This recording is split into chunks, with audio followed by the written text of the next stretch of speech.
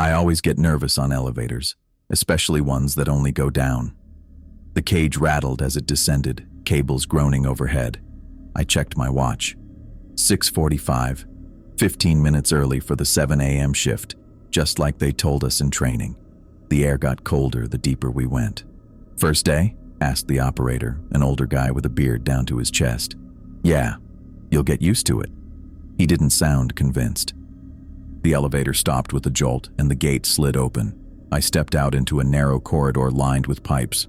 The walls were metal, painted industrial gray. Everything looked clean but worn. "Monitoring stations that way," the operator said, pointing left. "Someone should be waiting for you." "Thanks." I adjusted my bag on my shoulder and headed down the hallway. The corridor opened into a small chamber with another hatch in the floor, this one round, like on submarines in the movies. A tall man in a Navy uniform stood next to it, checking something on a tablet. He looked up as I approached. "Boyd?" he asked. "Yes, sir. Eddie Boyd. Captain Xavier Warner." He didn't offer his hand. "You're early. Good. Figured better early than late on the first day." Warner nodded. "We'll be going through the main airlock. This is your final descent point. Once we go through this hatch, we're officially in the Abyssal Research Station."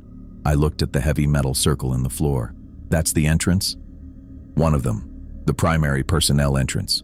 Warner tapped a code into a panel on the wall, and the hatch made a hissing sound. "We maintain positive pressure inside. Helps keep the ocean where it belongs." He turned a large wheel, and the hatch opened with a metallic groan. A ladder led down into a circular chamber below. "After you," Warner said. I climbed down carefully. The rungs were cold against my palms. At the bottom, I stepped onto a metal grate floor and moved aside for Warner. The chamber was maybe 8 feet across, with another hatch in the floor and control panels on the walls. Warner climbed down and immediately went to one of the panels. "Standard airlock procedure. We seal the top, equalize pressure, then open the bottom." He turned the wheel on the upper hatch, and it closed with a heavy clang that echoed through the small space. The sound made something tighten in my chest. Warner seemed to notice. "That sound bothers everyone at first," he said, pressing buttons on the control panel. "The isolation it represents. But you'll get used to it." That was the second time someone had told me I'd get used to something. Wasn't sure I believed it any more than the first time. "How long have you been stationed here, Captain?" I asked. 4 years. The airlock hissed as pressure equalized. "I was brought in after the incident." "What incident?" Warner gave me a look. "That's not relevant to your duties." He moved to the lower hatch and began turning its wheel. "What's relevant is that you understand the protocols. Your predecessor was briefed inadequately. I won't make that mistake again." The lower hatch opened, revealing another ladder leading deeper. I could see lights below. "After you," Warner said again. I climbed down, emerging into a larger room with multiple corridors branching off. The walls were the same industrial gray, but with color-coded lines painted along them. Red, blue, yellow, green. The air was noticeably cooler and had a slight metallic taste. Warner came down behind me. "Welcome to the Abyssal Research Station. We're currently at 23,000 feet below sea level." "That's," I tried to do the math, "over 4 miles?" 4.35 miles, Warner said. "The deepest permanently manned research facility on Earth. The pressure outside is approximately 10,000 pounds per square inch." I felt a weight settle in my stomach that had nothing to do with the depth. "That's hard to imagine. Don't try. Just understand that at this depth, there's no room for error." Warner gestured for me to follow him down the corridor with the blue line. "Your monitoring station is this way." As we walked, I noticed the slight curve of the corridor. "Is the whole station circular?" "Yes, built around a central hub with 6 extending wings. Think of it like a wheel with spokes." Warner's boots echoed on the metal floor. "Your monitoring station is in the central hub. That's where you'll spend your shifts." 12-hour shifts, right? 7 to 7? "Correct. 7 a.m. to 7 p.m. Your quarters are in Residential Wing 3. Green Line will take you there after your shift." We passed a few people in jumpsuits similar to mine. They nodded to Warner but didn't speak. Everyone looked focused, serious. "Not a chatty bunch," I said. "We're not here to socialize, Boyd. Everyone has a job to do." Warner stopped at a heavy door with central monitoring stenciled on it. This is where you'll work." He pressed his palm against a scanner and the door slid open. Inside was a circular room with workstations around the perimeter. In the center was a raised platform with a single chair surrounded by screens. "That's your position," Warner said, pointing to the central chair. 12 monitors showing feeds from external cameras positioned around the hull. Your job is to watch them, all of them. For 12 hours? Yes, with scheduled breaks, of course. Warner led me to the central platform. "Sit." I sat in the chair. It was surprisingly comfortable, adjustable in about a dozen ways. The screens were dark now, but I could see the control panels below each one. "The monitoring position exists for one reason," Warner said, standing behind me. "To observe and report. Nothing more, nothing less. We can't afford to miss anything at this depth." "What am I looking for exactly?" "Anomalies. Changes. Anything unusual." Warner reached over and pressed a button, bringing the screens to life. Each showed a different grainy view of the ocean floor around the station. Dark, with spotlights illuminating small areas. The cameras have a range of approximately 100 feet in optimal conditions, less when the water is disturbed. I scanned the screens. Most showed empty seafloor. Rocks, sand, the occasional piece of equipment. A few fish swam past one camera. "Before you begin your official duties, there are 6 critical rules you need to understand." Warner moved to stand in front of me. "These rules aren't suggestions, they're survival protocols." I straightened in my chair. "I'm listening." Rule 1. All communications received via intercom must be verified with control before you take any action. Warner pointed to a panel on my right with a microphone. "If someone contacts you and asks you to do something, anything, you verify with control first. No exceptions." "Why would I need to verify orders?" "Because at this depth, sound behaves strangely. The pressure can create anomalies, distortions." Warner's expression was deadly serious. "You might hear things that aren't real communications, or real communications that are distorted." That made me uneasy. "How do I tell the difference?" "You don't try to. You verify everything." Warner tapped the control panel. "Press this button to reach Dr. Davidson in control. She'll confirm whether the communication was legitimate. And if she doesn't confirm it, then you ignore it, no matter what it says or how urgent it sounds." Warner's eyes locked with mine. "This is the most important rule. Breaking it has consequences." The way he said consequences made it clear he didn't mean getting fired. "Understood," I said. "Good. Rule 2. Never leave your station during your shift unless relieved by authorized personnel." Warner pointed to a list on the wall with 4 names. "These are the only people authorized to relieve you. Myself, Dr. Davidson, Thelma Haley, or Arlo Stone. What if there's an emergency? If there's a station-wide emergency, alarms will sound, and you'll receive specific instructions through verified channels." Warner moved on quickly.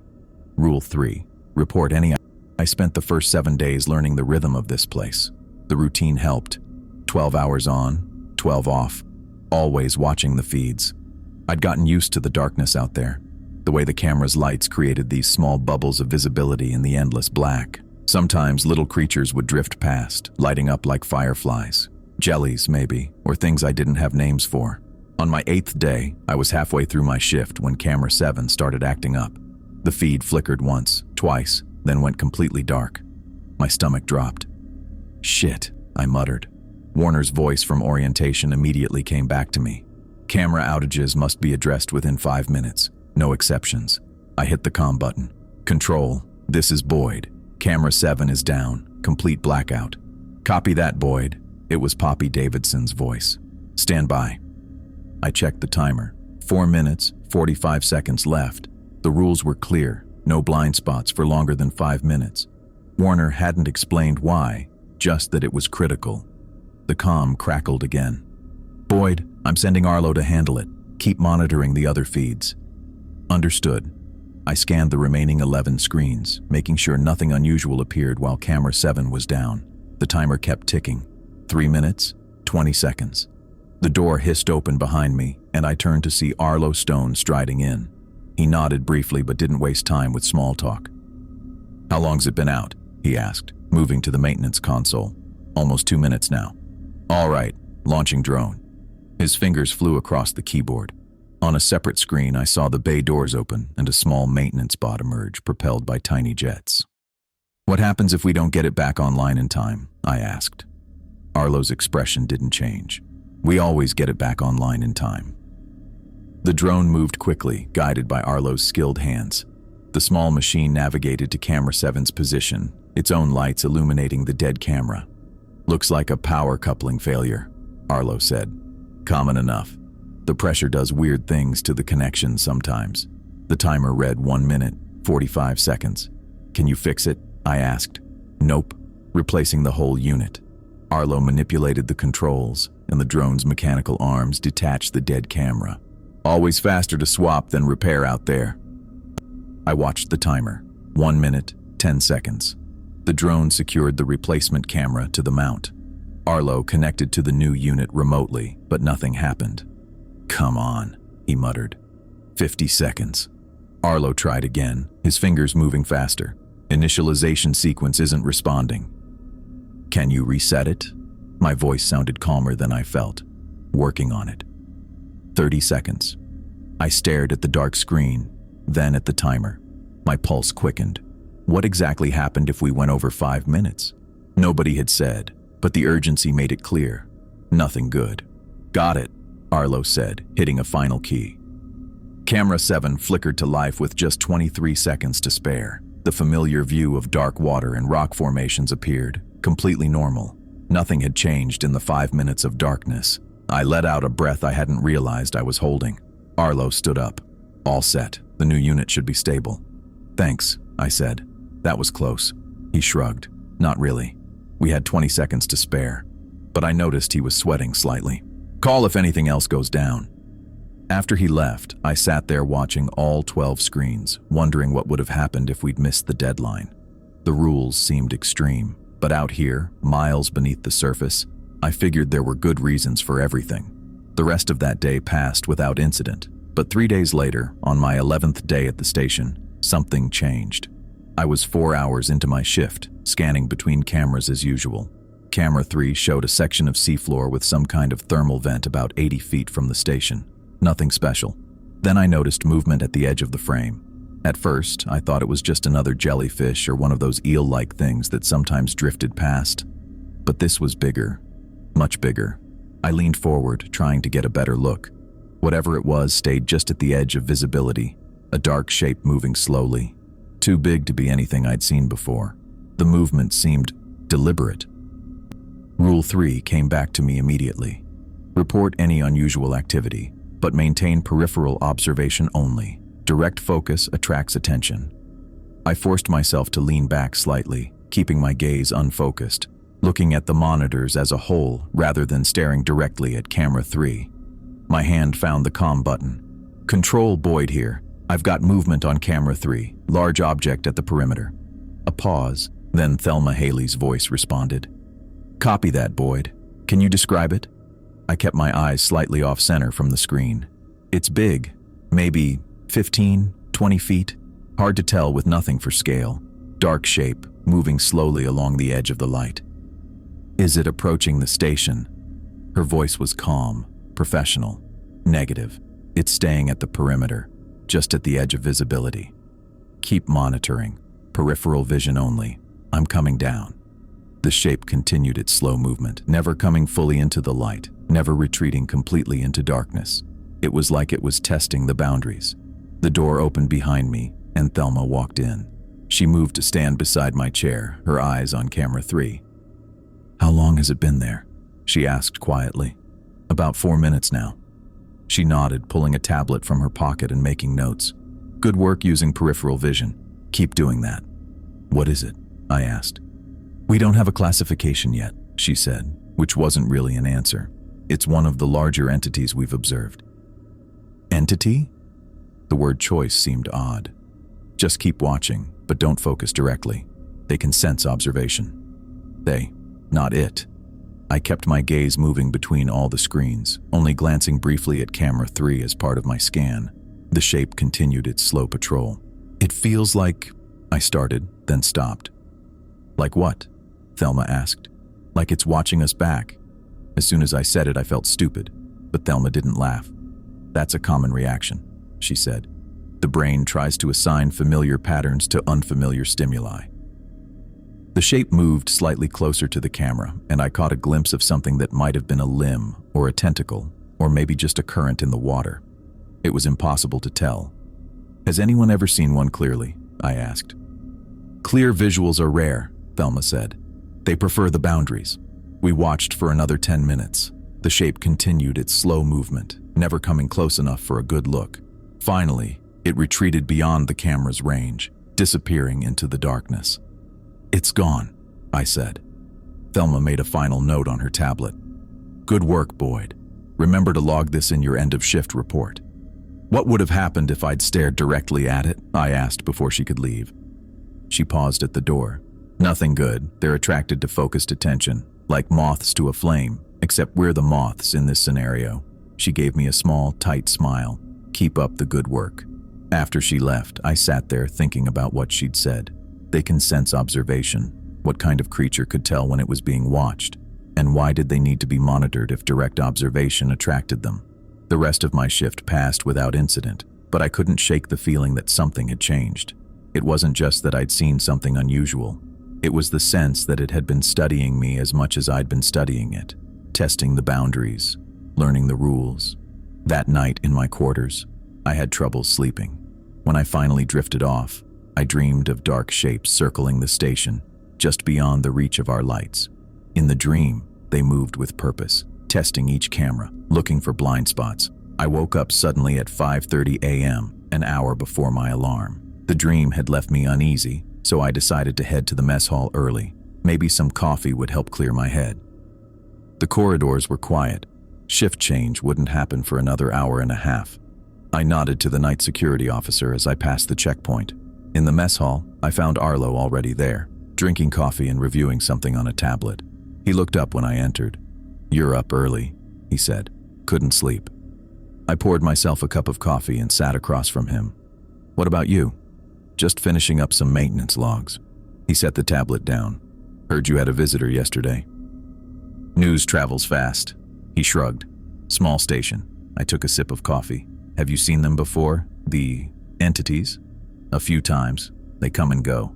He seemed casual about it, but I noticed he didn't look up from his coffee. Thelma said they can sense when we're watching them. How's that possible? Arlo was quiet for a moment.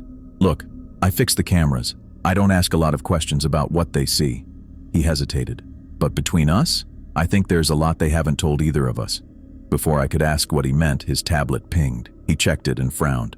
Something wrong? I asked. Maybe. He turned the tablet so I could see. It showed an exterior hull scan with several marks highlighted in red. These scratches weren't in yesterday's log. I leaned closer. The scratches formed no pattern I could recognize, just random marks on the outer hull near camera 7, the one we'd replaced a few days ago. Could it be debris?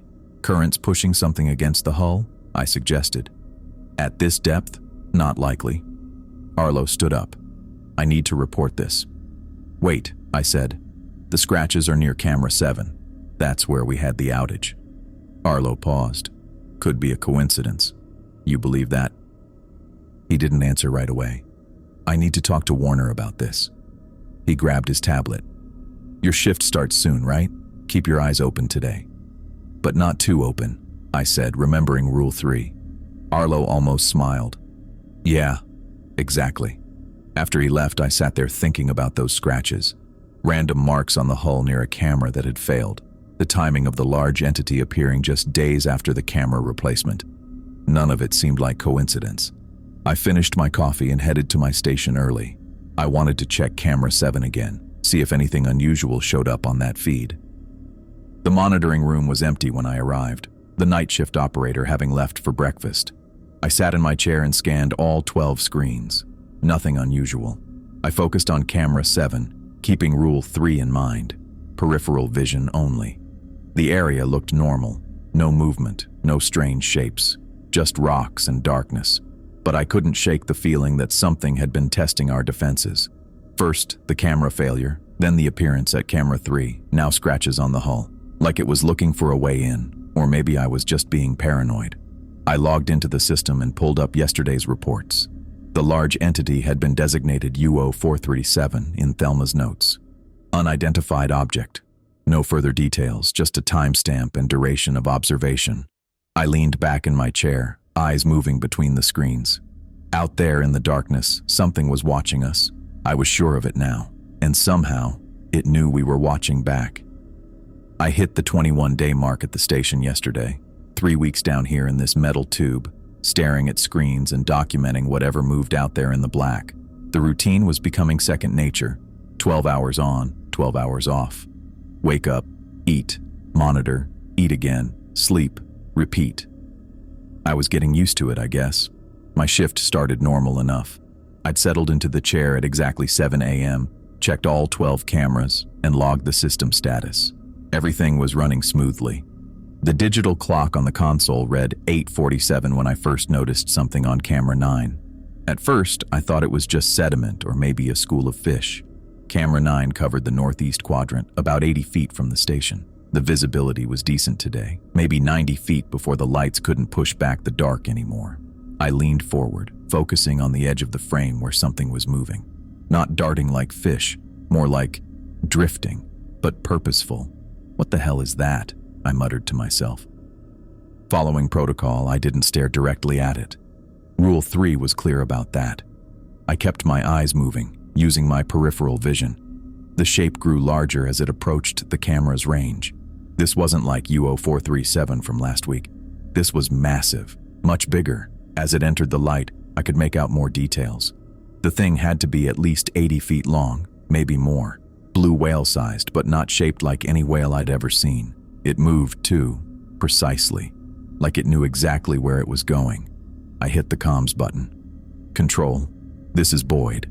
I've got an unidentified object on camera 9. Large, very large. Please advise. Static answered me. Control, do you copy? Dr. Davidson? More static. Rule 4 kicked in immediately. Maintain observation and documentation when communications fail. I grabbed my tablet and started recording everything. Time, location, size estimate, movement patterns. The entity moved with disturbing grace for something so big. It didn't swim like any marine creature I'd studied. It sort of glided, like it wasn't pushing against the water but somehow moving through it differently. I tried the comms again. Control, please respond. Object continuing approach on camera 9. Nothing but crackling static. The massive shape circled to the left, moving just at the edge of the light. I couldn't make out clear features. It was dark, possibly a deep blue or purple color, with what looked like appendages that didn't move like fins or tentacles. They stayed close to its body most of the time, only occasionally extending outward. Come on, I muttered, hitting the comms button again. Anyone copy? The static seemed to change slightly, almost like there were words buried in it, but nothing clear enough to understand. For the next 20 minutes, I documented everything while trying the comms every few minutes. The entity completed a full circle around camera 9's field of vision, then moved toward camera 10. I swiveled in my chair, watching it transition between screens. It was studying us. I was certain of it. This wasn't random movement.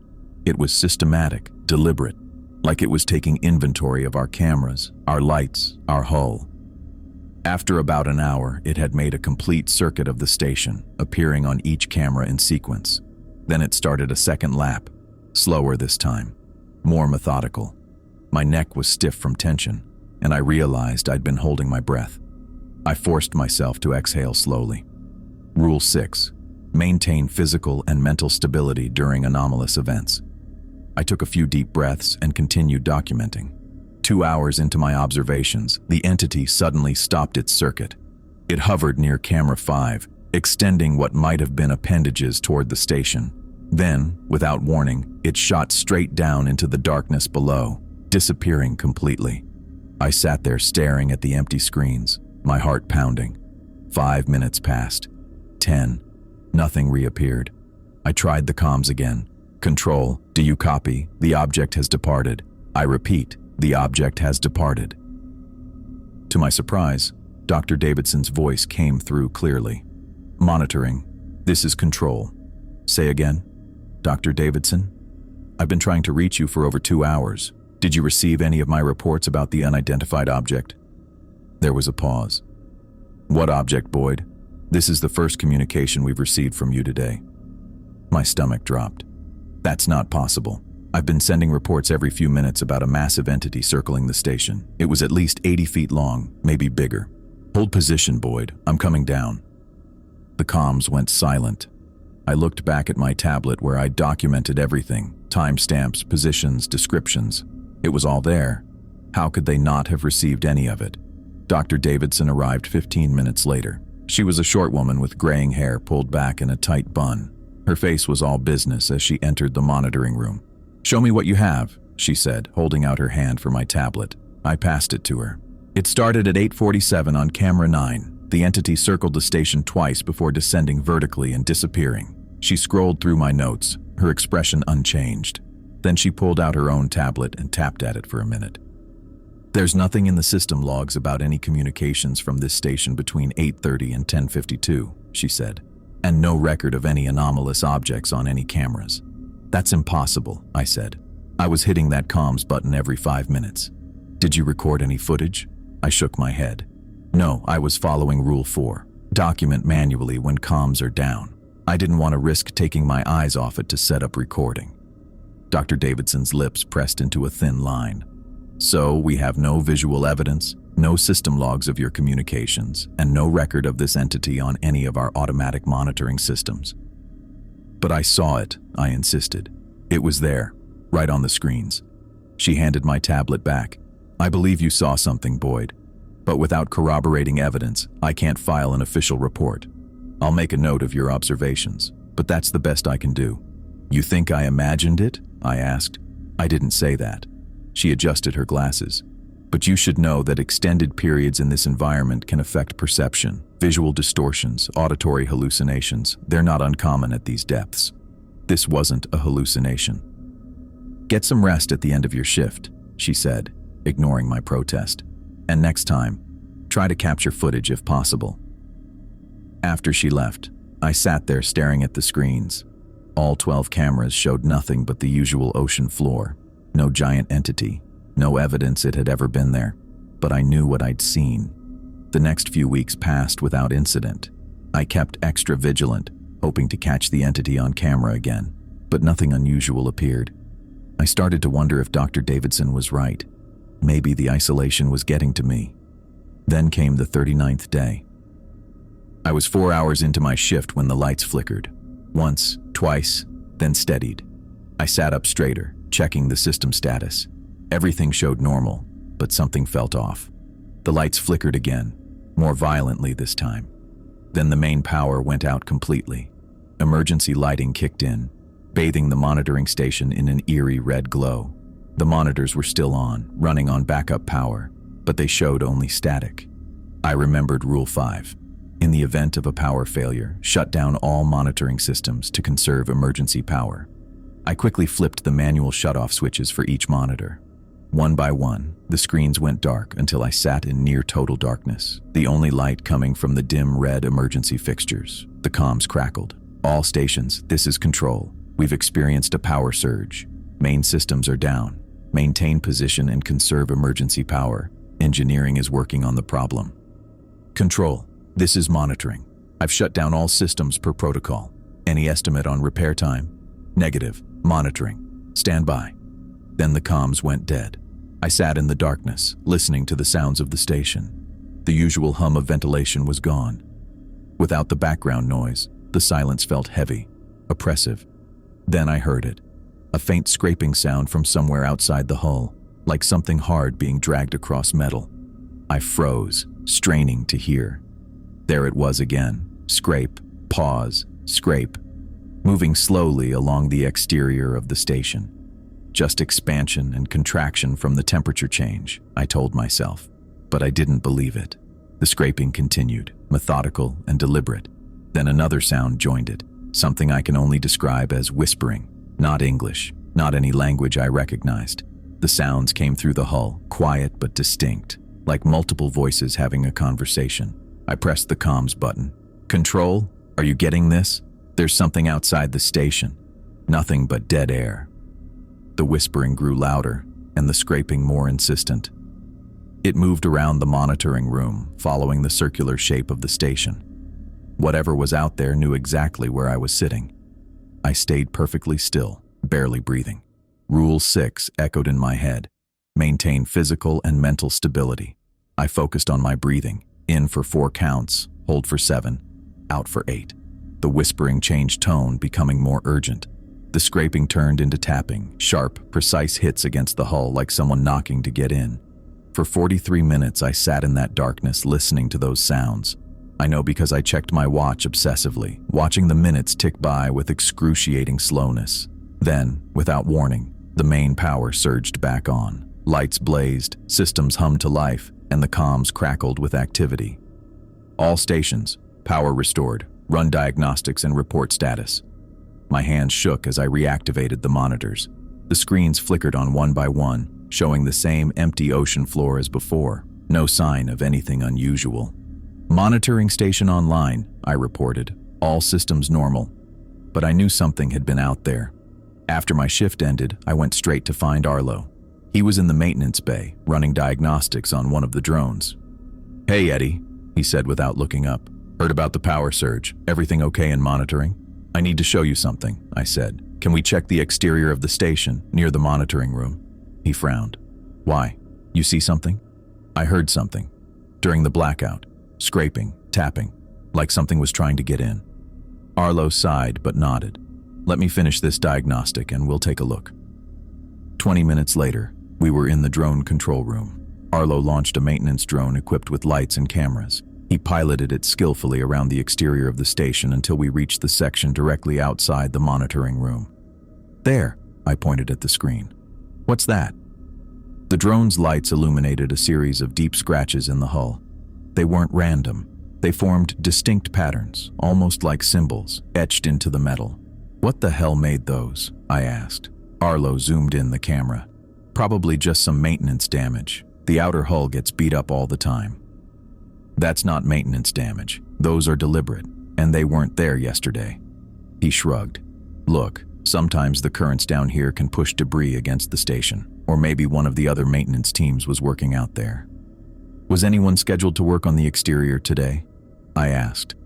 Arlo hesitated, then checked his tablet. "No," he admitted. "No exterior maintenance was scheduled. So how do you explain those scratches?" He powered down the drone. "I don't know, Eddie. But I do know that looking for explanations down here can drive you crazy. Sometimes stuff happens that we can't explain. Best to just document it and move on." "You've seen things too, haven't you?" I pressed. "Things that shouldn't be there." Arlo's face hardened. "Drop it, Eddie. Just do your job and try not to think too much about what's out there.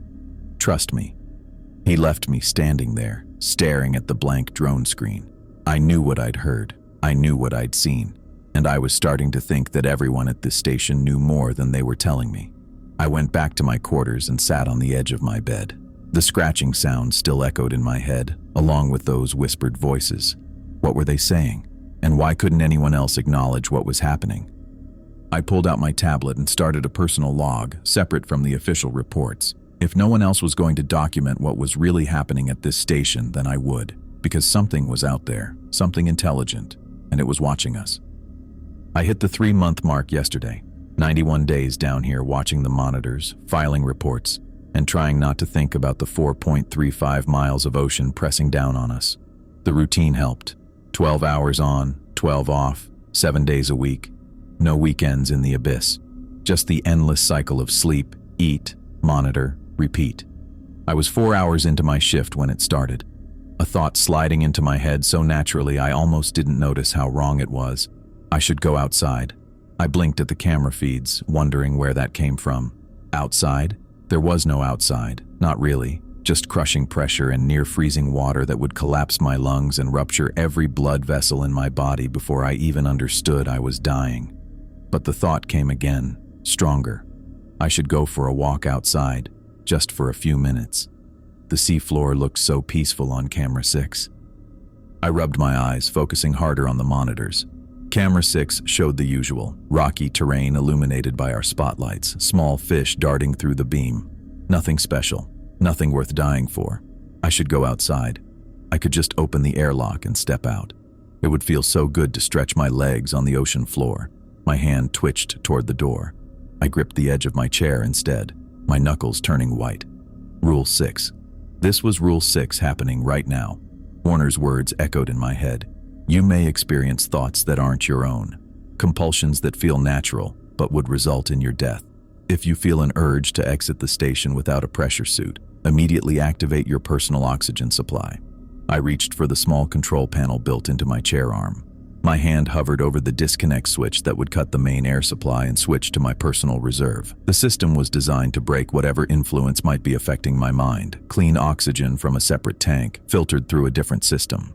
But my fingers wouldn't move those final few inches. It would be so easy to walk outside. The pressure wouldn't hurt. I'd be fine. I'd feel better out there than in here. With a sudden burst of will, I slapped the switch. The chair hissed as it sealed around me, a clear mask dropping automatically over my nose and mouth. I took a deep breath of the slightly metallic-tasting air. The compulsion faded almost immediately.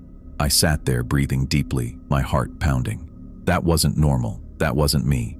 I pressed the comm button. Control, this is Boyd. I just experienced a severe Rule 6 violation, requesting verification of air quality in monitoring room. Static crackled for a moment before Dr. Davidson's voice came through. Reading you, Boyd. All environmental systems show normal. What was the nature of the violation? Strong compulsion to exit the station. Without a suit, my voice sounded steady, which surprised me given how badly my hands were still shaking. Duration? About 2 minutes, increasing in intensity until I activated personal oxygen. Any visual or auditory anomalies accompanying the compulsion? I glanced back at the monitors. No, just... I stopped. Camera 8 was showing something strange at the very edge of visibility. A structure of some kind, but the angles were wrong. Like looking at a cube that somehow had 7 corners instead of 8. Wait, Camera 8 is showing something unusual. Describe it, Davidson said, her voice sharpening. It looks like... I don't know how to describe it. A structure, but the geometry is impossible. Like it exists in too many dimensions at once. Are you looking directly at it? I immediately shifted my gaze to use peripheral vision as required by Rule 3. Not anymore. Using peripheral now. Good. Keep monitoring but maintain protocol. I'm sending Thelma down to check the air filtration system. The comm clicked off. I kept my eyes slightly averted from Camera 8, watching as the structure seemed to shift and change even though it wasn't moving. It reminded me of those optical illusions where a static image appears to pulse or rotate when you're not looking directly at it. After about 5 minutes, the structure faded from view. I wasn't sure if it had moved or if the camera could no longer detect it. Either way, I felt relieved when it was gone. The door to the monitoring room hissed open 20 minutes later. Thelma entered, carrying a tablet and some kind of handheld device that looked like a fancy thermometer. Air quality check, she said without preamble, moving around the room and taking readings. System says everything's normal, but we're not taking chances. You've seen this before? The compulsions? I asked. Thelma's face gave nothing away. It happens. Not often, but enough. What causes it? She shrugged. Could be a lot of things. Pressure effects on the station. Micro leaks in the ventilation. Isolation playing tricks on your mind. She didn't sound convinced by her own explanations. It didn't feel like a trick, I said. It felt completely natural. Like the most normal thing in the world would be to walk out that airlock and stroll around on the sea floor.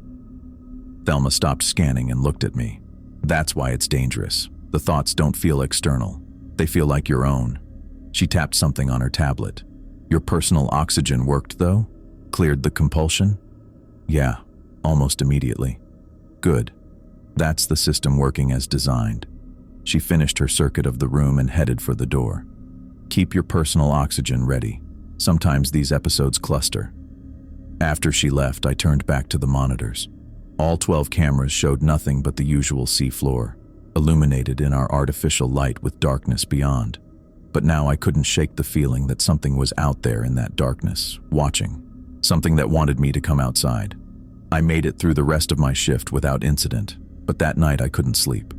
I lay in my narrow bunk staring at the ceiling, replaying the moment when that foreign thought had slipped into my mind so smoothly, I almost hadn't recognized it as an intrusion. 2 weeks later, It happened again. Not the compulsion to go outside, but something equally disturbing. "Eddie," the voice came through the intercom, soft but perfectly clear. "Eddie, can you hear me?" I froze. I knew that voice. It was my father's voice. My father who had died 3 years ago from pancreatic cancer. "Eddie, I need your help. I'm outside the station. Please let me in." I stared at the intercom speaker, my heart hammering against my ribs. It was impossible. But it was his voice, exactly as I remembered it. Rule 1. All intercom communications must be verified with Control. I pressed the verification button with a shaking finger. "Control, this is Boyd. I'm receiving a communication through the intercom. Can you verify?" Dr. Davidson's response was immediate. "Negative, Boyd. No communications are being transmitted to your station. What are you hearing?" The word stuck in my throat. "I'm hearing my father's voice. He's been dead for 3 years. A pause. "Maintain protocol, Boyd. Do not respond to unverified communications." "Eddie, please." My father's voice again, more urgent now. "I don't have much time. The pressure out here. I need you to open the airlock." I squeezed my eyes shut. "It's not real," I whispered to myself. "What was that, Boyd?" Davidson asked. "Nothing. Sorry. I'll maintain protocol." The voice continued for another 10 minutes. My father begging, then my sister Meadow joining in, both of them pleading for me to open the airlock and let them in. Their voices were perfect. Every inflection, every little vocal habit exactly as I remembered. It took everything I had not to respond. Eventually, they stopped. The silence that followed was almost worse than the voices. "Boyd, this is Davidson. Are you still experiencing the auditory anomaly?" "No," I said. It stopped. "Good. We're sending Arlo to check the intercom system. Stay at your post." Arlo arrived 30 minutes later. He dismantled the intercom panel and checked every component, then reassembled it. "Nothing wrong with the hardware," he said, snapping the cover back in place. "System's clean." "Then how did I hear those voices?" I asked. Arlo gave me a long look. "How long you been down here now?" 3 months? "Almost 4. He nodded. The mind plays tricks after a while. Isolation, pressure, being stuck in the same routines. It gets to everyone eventually. "These weren't tricks, Arlo. I heard my dead father and my sister talking to me through that speaker." "Maybe you did." He shrugged. "Doesn't mean it came through the intercom."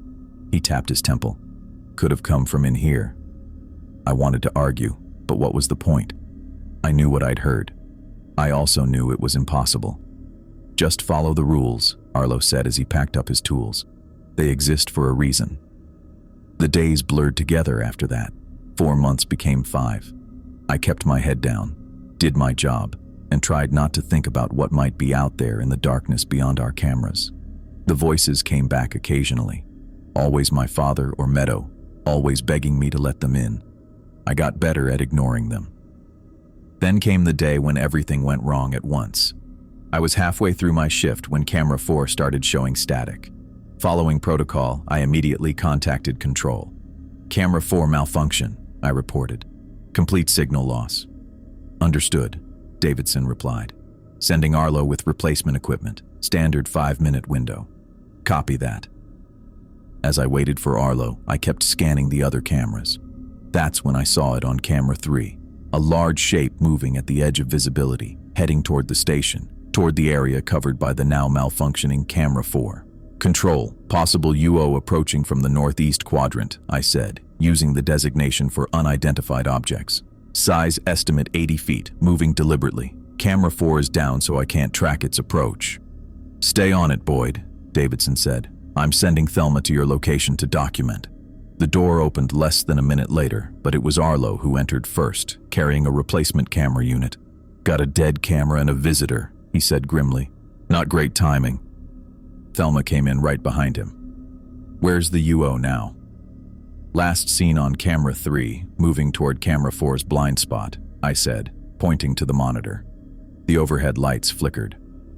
"That's not good," Arlo muttered, already moving to the maintenance hatch that would give him access to camera 4's systems. "Power grid showing fluctuations," Thelma said, checking her tablet. "Started about 30 seconds ago." The lights flickered again, longer this time. "Boyd, Maintain visual contact with the UO, Thelma instructed. Arlo, how long on that camera? 3 minutes if nothing else goes wrong, Arlo said, his voice muffled as he worked inside the maintenance shaft. I kept scanning the monitors, trying to pick up the UO on adjacent cameras.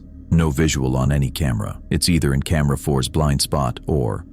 The lights went out completely. The emergency red lighting kicked in a second later, casting the room in a bloody glow. The monitors flickered, showing static. Power failure, Thelma said unnecessarily. Backup generators should... The monitors went dark. Backup's not engaging, Arlo called from inside the shaft. We're on emergency power only. In the sudden silence, no fans, no humming equipment, I heard it, a sound from outside the hull, a massive sliding sound like something enormous moving against the station's exterior. Do you hear that? I whispered. Thelma and Arlo both went still, listening. The sound came again, louder this time, a huge mass dragging itself along the outer hull, directly in front of where camera 4 should have been working. Something's out there, I said. Something big. Finish that camera, Thelma ordered Arlo. We need eyes outside. Arlo worked frantically in the dim red light. I could hear him connecting wires, cursing under his breath when something wouldn't fit. The scraping sound moved slowly across the hull, the metal groaning under some immense pressure. It was right outside our room now, separated from us by just a few inches of reinforced steel. Got it, Arlo said. Cameras connected. Now we just need power. As if on cue, the lights flickered back on. The monitors remained dark for a moment, then one by one they came back online. Camera 4 was the last to activate. Just as the screen cleared, showing the ocean floor outside, something massive passed directly in front of the lens, something so large it filled the entire frame, blotting out the light for a second before disappearing from view. We all stared at the monitor. Camera 4 now showed only the empty seafloor, as if nothing had been there at all. Did you see that?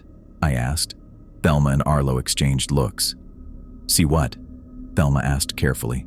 The thing that just passed in front of the camera. It was huge. Arlo shook his head. Camera just came online. Probably just initialization artifacts. That wasn't an artifact, I insisted. Something was out there. We all heard it moving against the hull.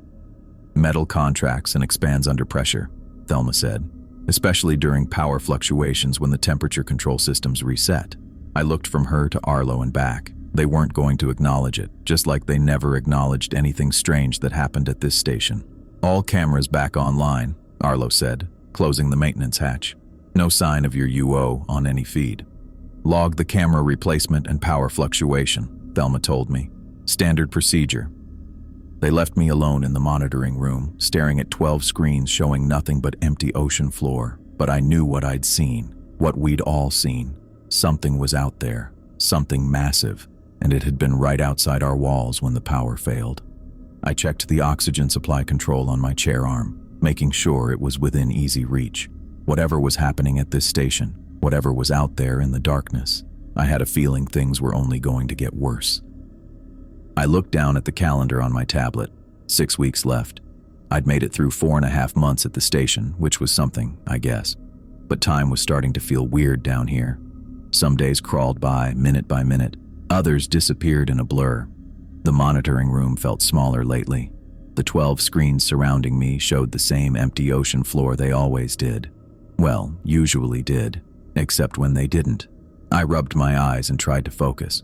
4 hours into my shift and nothing unusual so far. I'd started keeping my own log of incidents. The official reports never seemed to match what I saw, or heard, or felt. Boyd, the intercom crackled. Status check. I recognized Warner's voice. All normal, Captain. All cameras operational. Good. Keep it that way.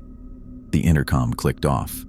These random check-ins had become more frequent lately, like they were making sure I was still following the rules, still sane. I shifted in my chair and my hand brushed against the oxygen control on the armrest. The cool metal was reassuring. I'd been using it more and more lately. The compulsions were getting stronger. 3 hours later, it started again. That familiar tickle in the back of my mind. A thought that wasn't mine. You should go outside. Just for a minute. I gripped the arms of my chair. The thought felt completely natural, like my own idea. like the most reasonable thing in the world. The pressure suits are in the storage locker. You've seen them. Just slip one on and take a quick look outside. The view must be amazing. My hand moved toward the hatch control panel. I could almost feel my fingers on the keypad, entering the code. "No," I said out loud. My voice sounded strange in the empty room. I hit the oxygen control on my chair. The hiss of clean air filled my mask, and the thought dissolved like smoke. I took several deep breaths, letting the clean oxygen clear my head. This was happening more often now, almost daily, sometimes multiple times a shift. I made a note in my personal log, marking the time and duration. The screens showed nothing unusual, just rocks and sand and the occasional fish. But something was out there, something that wanted in. I woke up the next morning feeling like I hadn't slept at all. My dreams were filled with strange geometric shapes that shouldn't exist, and voices calling my name from the darkness. The mess hall was nearly empty when I got there. Arlo sat at a corner table, hunched over his tablet. "Morning," I said, dropping into the seat across from him. He glanced up. "Boyd, you look like hell." "Thanks, feel like it too." I took a sip of coffee. It tasted metallic, like everything down here. "Been having weird dreams." Arlo's eyes flicked to mine, then back to his tablet. "Everyone does. Part of being down here." "Yeah, but these feel..." I searched for the right word. "Directed, like someone sending them to me." He set down his tablet. "Listen, Boyd, don't go looking for patterns where there aren't any. That's how people crack down here. You've seen the scratches on the hull, the camera failures, the power outages. You can't tell me that's all coincidence." Arlo leaned forward. "What I'm telling you is to focus on your job. Follow the rules. They keep us alive." "The rules exist because something's out there," I said. "Something intelligent." "Drop it, Boyd." His voice was tight. "Just do your job for a few more weeks, then go home. That's what I'm doing when my rotation ends next month." He stood up, grabbed his tablet, and left without looking back. 2 days later, it happened again, but different this time. I was 4 hours into my shift when camera 6 started showing something strange. Not an entity or a shape, but what looked like a garden. I blinked hard and looked again. The rocky ocean floor had transformed into a lush underwater garden with plants that shouldn't exist at this depth. Vibrant colors swayed in the current, blues and purples and greens so bright they hurt my eyes. I followed Rule 3 and used my peripheral vision. The garden was still there. Among the plants, I saw movement. Figures. Human-shaped but not human. They moved with impossible grace, beckoning to me. "Come join us, Eddie. It's beautiful here." The voice wasn't on the intercom. It was in my head. I reached for the communication panel. "Control, this is Boyd. I'm seeing unusual visuals on camera 6. Request verification." Static, then Dr. Davidson's voice. "Boyd, camera 6 is showing normal ocean floor. What are you seeing?" "A garden, underwater plants, and figures moving among them." A pause. "Are you using your oxygen, Boyd?" I realized I wasn't. My hand shot to the control and activated it. The garden remained. "It's still there," I said, "even with oxygen." "Stay where you are. I'm coming down." The garden on the screen grew more elaborate while I waited. Structures appeared among the plants, buildings unlike anything I'd seen before. The architecture was wrong somehow, angles that shouldn't work, dimensions that hurt to look at. The figures continued to beckon. Their movements were hypnotic. "We've been waiting for you, Eddie. This is where you belong." My hand reached for the hatch controls again. I jerked it back and hit the oxygen supply button a second time, increasing the flow. The door to the monitoring room hissed open. Dr. Davidson walked in, tablet in hand. "Show me," she said. I pointed to camera 6. "You don't see it?" She looked at the screen, then at me. "I see rocks and sand, Boyd, nothing else. But it's right there. The garden, the buildings, the figures." She pulled up a chair and sat next to me. "Eddie, I'm concerned. These hallucinations are increasing in frequency." "They're not hallucinations," I insisted. "They're too consistent, too coordinated." She made notes on her tablet. "Extended isolation affects people differently. Visual and auditory hallucinations are common. Even when they line up with the other phenomena, the power outages, the hull scratches, There are rational explanations for all of those, she said in that same calm, clinical voice. I looked back at camera 6. The garden was gone, just rocks and sand again. It disappeared, I said. There was nothing there, Eddie. She stood up. I'm scheduling you for a full psychological evaluation. In the meantime, increase your oxygen use at the first sign of unusual thoughts or perceptions. After she left, I stared at the screens. All normal now, but I knew what I'd seen. The voices started coming through the intercom more frequently after that. Sometimes they sounded like my father or my sister Meadow. Other times they were people I'd never met, claiming to be rescue teams or maintenance crews. Eddie, please let us in. We're here to help you. Eddie, it's Dad. I know I died, but I'm here now. Open the hatch. This is Rescue Team Alpha. The station has been compromised. We need you to open the exterior airlock immediately. I verified each one with control. None were real. Just more attempts to make me break the rules. One morning, 3 weeks before my rotation was scheduled to end, I was in the corridor heading to my shift when the lights flickered. Not again. They stabilized, but I picked up my pace. Something was coming. I could feel it. I reached the monitoring room and found all 12 screens functioning normally. For now, 2 hours into my shift, camera 8 failed completely. I hit the communication panel. Control, camera 8 is down. Starting 5-minute countdown now. Dr. Davidson responded immediately. Acknowledged. Arlo is on his way. I started the timer on my tablet. 5 minutes to fix a camera failure. That was the rule. While waiting, I scanned the other cameras. Nothing unusual. But the darkness in camera 8's blind spot felt heavy, expectant. The door opened, and Arlo rushed in with his equipment case. What's the status? Complete failure, no signal at all. I checked my tablet. 3 minutes, 20 seconds remaining. He got to work, fingers flying over the control panel. Diagnostics show a complete power coupling failure, same as last time. Can you fix it? Have to replace the whole unit. He pulled a spare from his case. 2 minutes enough? I checked the timer. It'll have to be. As Arlo worked, I kept scanning the other cameras.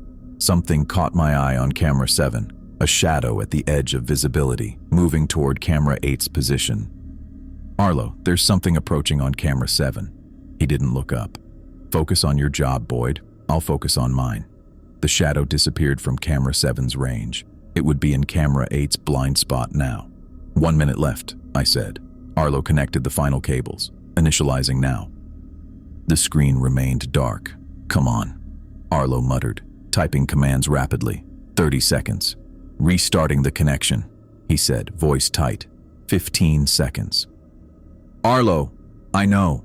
The screen flickered to life with 5 seconds remaining. The camera showed empty ocean floor. No sign of the shadow I'd seen. Arlo exhaled, cutting it close. Thanks, I said. Did you see anything on your way here? Any power fluctuations? He packed up his equipment. No, everything's normal. But it wasn't normal. None of this was normal. The camera failures are happening more often, I said. Always different cameras, always when something might be approaching. Arlo paused at the door. Just follow the rules, Boyd. 3 more weeks, and you're done. After he left, I made another entry in my personal log. The official reports would show a routine camera failure, successfully repaired within the time limit. Nothing about the shadow or the pattern of failures. 2 weeks before the end of my rotation, I met my replacement. Seth Rush stood in the monitoring room doorway, looking around with wide eyes. Warner stood behind him. Boyd, this is Rush, Warner said. He'll be shadowing you for the next 2 weeks before taking over. Rush stepped forward, hand extended. Pleasure to meet you. I shook his hand. Welcome to the deep. He was younger than me, maybe late 20s. Bright eyes, alert expression. No idea what he was in for. Rush will observe your procedures today, Warner said. Answer his questions, show him the ropes.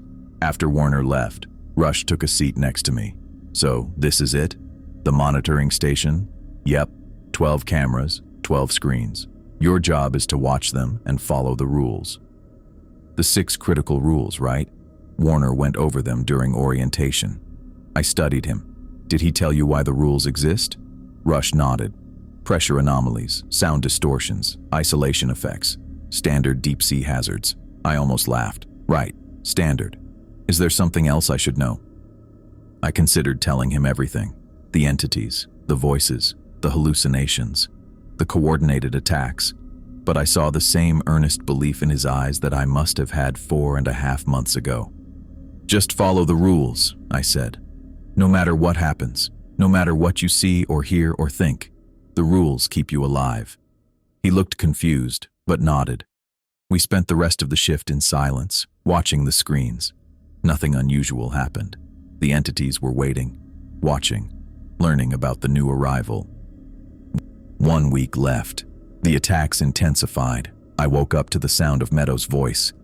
"Eddie, please, I'm outside. I need your help." I sat up in bed, disoriented. The voice was coming from the intercom in my quarters. "Eddie, I'm scared. The pressure suit is failing. Please let me in." I got out of bed and hit the communication panel. "Control, this is Boyd. I'm hearing voices through the intercom in my quarters." No response. "Control, please verify. Is anyone trying to communicate with me?" Static. The voice changed. Now it was my father. "Son, open the hatch. We don't have much time." I grabbed the portable oxygen unit I'd started keeping by my bed and activated it, breathing deeply. The voices continued. "Eddie, please, we're dying out here." I got dressed and headed for the control room. The corridors were silent except for the voices following me through the intercom system. Dr. Davidson was at her station when I arrived. "Boyd, you're not on shift for another 3 hours."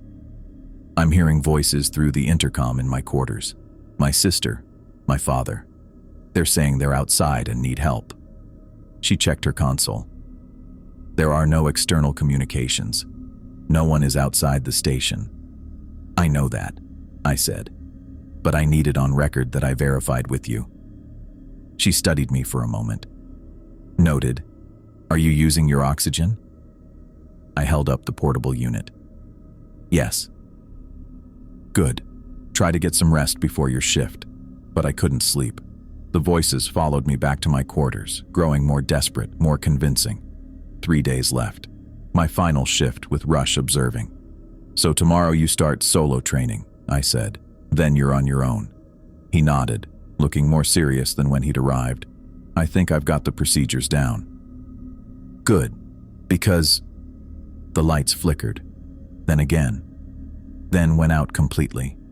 Emergency red lighting came on. The monitors showed static.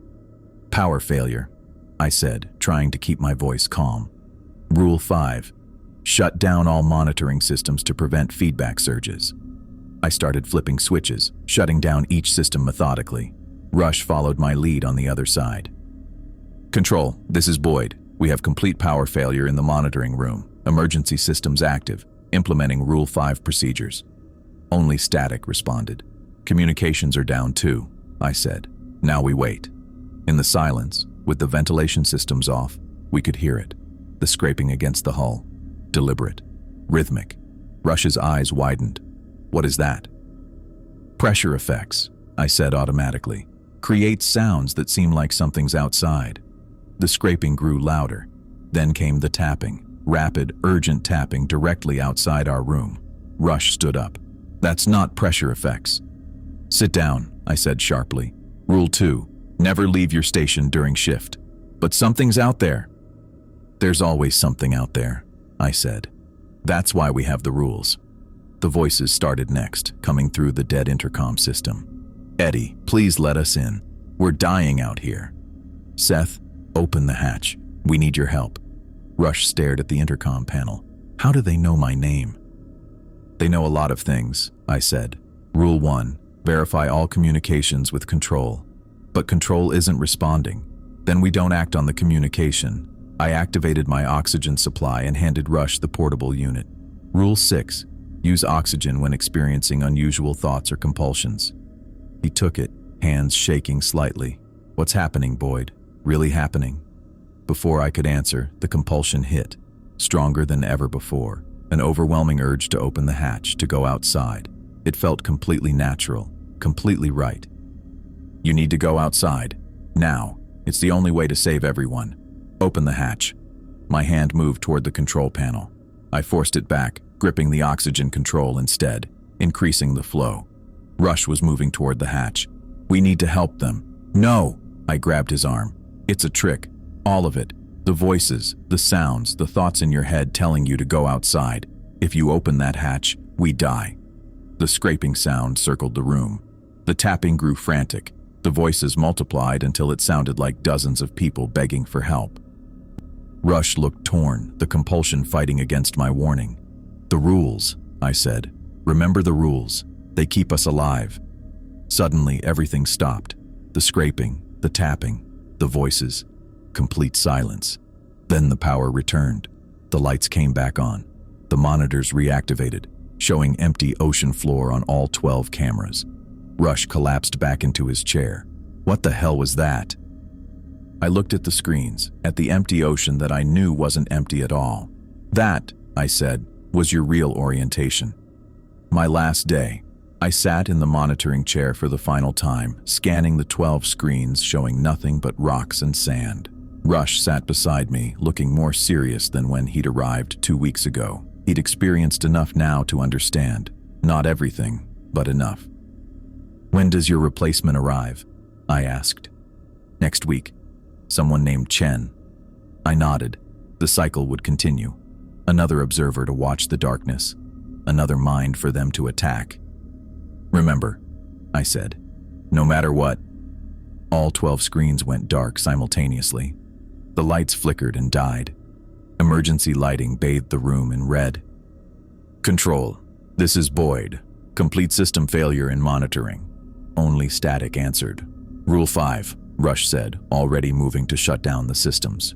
I did the same, working methodically through the shutdown procedure. In the silence that followed, the scraping began, louder than ever before. Not just outside our room, but all around the station. The intercom crackled to life despite being powered down. "Eddie," it was Dr. Davidson's voice. "The station is compromised. Emergency evacuation protocol activated. Proceed to escape pod beta immediately." I hit my communication panel. "Control, verify evacuation order." Static. Rush looked at me. "Shouldn't we?" "Rule 1, I said. "Verify all communications." The voices multiplied. Warner, Thelma, Arlo, all calling through the intercom, all ordering evacuation. Then my father, my sister, people I hadn't thought about in years. The tapping started, urgent and deliberate. Not random noise, but patterns. Morse code, SOS, HELPOPEN. The compulsion hit like a physical force. My hand moved toward the hatch control. I forced it back and hit my oxygen supply instead. Rush was fighting it too. I could see it in his eyes, the struggle between the rational knowledge of the rules and the overwhelming urge to break them. "They're coordinating," I said. "All 6 rules at once. They've never done that before." Camera failures, power outage, unverified communications, the compulsion to leave. It was all happening simultaneously, a coordinated attack on our sanity. I grabbed Rush's arm. "Listen to me. No matter what you see, hear, or think, no matter how reasonable it seems, follow the rules. Always follow the rules." The scraping sound moved directly above us. The ceiling groaned under some massive weight. The tapping became pounding, hard enough to dent the metal. Then something new, a vibration in the floor, the walls, the air itself, a resonance that made my teeth ache and my vision blur. "Let us in, Eddie. It's time to join us. Your work is done." My hand moved to the hatch control again. I pulled it back, focusing on the oxygen flowing into my mask. The clean air cleared my head momentarily, but the compulsion returned stronger than before. Rush was breathing through his portable unit, knuckles white as he gripped his chair. "How long will this last?" he asked, voice tight. "Until they give up, or until we break." The pounding intensified. The resonance grew until I could feel it in my bones. The voices became a chorus, dozens speaking in perfect unison. "Open the hatch. Open the hatch. Open the hatch." I closed my eyes, focusing on my breathing, on the rules that had kept me alive for 6 months. Verify all communications. Never leave your station. Report any anomalies. Maintain all monitoring systems. Follow power failure protocols. Use oxygen for unusual thoughts.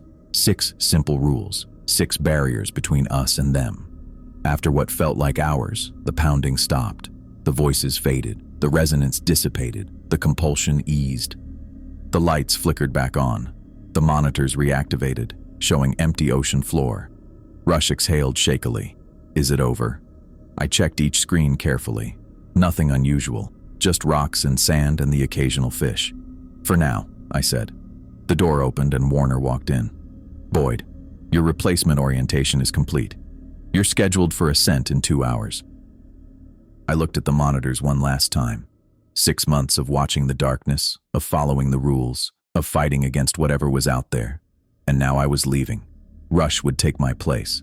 Then Chen after him. The cycle would continue. Good luck, I told Rush, standing up from the monitoring chair for the last time. He nodded, understanding in his eyes. Safe travels up. I walked out of the monitoring room, leaving Rush alone with the 12 screens and whatever waited beyond them in the darkness. I'd done my job. I'd followed the rules. I'd survived. But as I headed toward the ascent chamber, I couldn't shake the feeling that I wasn't really leaving. That some part of me would always be down here, watching the darkness. And that something in the darkness would always be watching back. The docking clamps made this horrible grinding sound, like metal scraping against metal. I'd been hearing it every 3 months during crew rotations, but this was the first time it meant I was leaving. That's our ride, Warner said from the doorway of the monitoring room. I nodded but didn't get up from my chair. Rush sat at the secondary station reviewing the log entries I'd flagged for him. He looked too comfortable already. 15 minutes, Boyd, Warner added before disappearing down the corridor. I turned back to the 12 screens showing empty ocean floor. 6 months of watching nothing, punctuated by moments of seeing things I couldn't explain and wasn't supposed to see. So that's it? Rush asked, looking up from the tablet. 6 rules, 12 cameras, and don't die? Pretty much, I said. Follow the rules and you'll be fine. Rush didn't look convinced. He'd been shadowing me for a week, but he still had that academic look about him, like someone who thought he understood deep water because he'd read about pressure differentials. You really believe all this? He asked, gesturing at the screens. The voices, the compulsions, sounds like isolation psychosis to me. I'd had the same thought when I first arrived. Believe what you want, just follow the rules. The intercom crackled. Attention all personnel. Relief submarine has successfully docked. Departure crew begin final preparations. Boarding begins in 10 minutes. Dr. Davidson's voice was all business. We should head over, I said, standing up. Rush shook his head. Warner said I should stay here. Something about continuous monitoring during crew rotation. That made sense. The station was most vulnerable during handovers. Then let's go through the rules one more time, I said. I've got them memorized, Rush sighed. Humor me. I pointed to the communication panel. Rule 1. Rush rolled his eyes but played along. All intercom communications must be verified with control before taking action. Pressure creates sound anomalies that can mimic human voices. And how do you verify? Press the blue button labeled Control and speak directly to Dr. Davidson or whoever's on duty. I nodded. Rule 2. Never leave the station during shift unless relieved by authorized personnel. Only Warner, Davidson, Haley, or Stone can relieve me. Rule 3. Never look directly at anomalous entities. Use peripheral vision only and report immediately. This one was crucial. Why peripheral vision? Rush hesitated. The manual says direct observation can trigger aggressive responses. It's more than that, I said. Direct observation establishes a connection. They sense it somehow, like they can feel your attention. If you say so, I continued. Rule 4. Document everything, even if systems aren't recording. Keep written logs of all anomalies. Rule 5. During power failures, shut down all monitoring systems immediately. Don't restart until full power is restored. And Rule 6. At first sign of compulsion thoughts, activate personal oxygen supply. Maintain use until thoughts subside. I gestured to the control on his chair. Show me. Rush pressed the recessed button on the right armrest, and the small oxygen mask dropped from the ceiling above him. He caught it and demonstrated how to secure it. Good, I said. Remember, those thoughts will feel like your own. They'll seem completely rational. The oxygen is the only thing that breaks the influence. Got it. Anything else? He was getting impatient. I hesitated, then said, Camera 8. What about it? Just watch it more carefully than the others. Rush frowned. You mentioned that before. Why? I wasn't sure how to explain. It's had more activity, and the things I've seen there are different. He looked at camera 8's feed, just rocks and sand, same as the others. Then he leaned forward, squinting. "Don't," I said sharply. "Rule 3. Rush sat back. "There's nothing there. Not now, but when something does appear, remember, peripheral vision only." The intercom crackled again. "Departure crew to airlock 2.